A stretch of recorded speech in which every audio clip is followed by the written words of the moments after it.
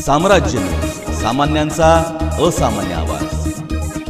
दक्षिण सोलापूर तालुक्यातील फताटेवाडी ग्रामपंचायतीत 4,42,00,000 रुपयांचा अपहार केल्याप्रकरणी ग्रामपंचायत अधिकारी बी.डी. पाटील यांचे निलंबन करून विभागीय चौकशी प्रस्तावित करण्यात आली आहे। या प्रकरणी सरपंच हरिश्चंद्र राठोड, उपसरपंच आर.बी. जाधव यांच्यावर महाराष्ट्र ग्रामपंचायत अधिनियम 1958 अंतर्गत कलम 39(1) प्रमाणे कारवाईच्या अनुषंगाने 9 एप्रिल 2025 रोजी सकाळी 11 वाजता जिल्हा परिषदेचे मुख्य कार्यकारी अधिकारी कुलदीप जंगम यांच्या दालनात सुनावणी ठेवण्यात आली आहे।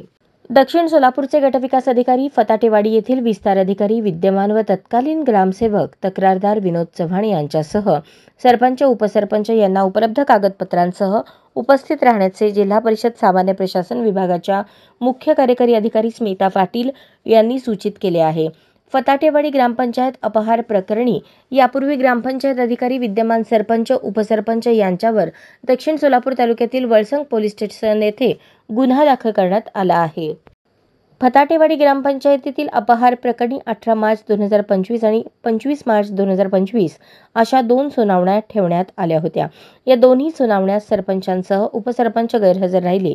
तिसरी सुनावणी 9 एप्रिल 2025 रोजी ठेवण्यात आली।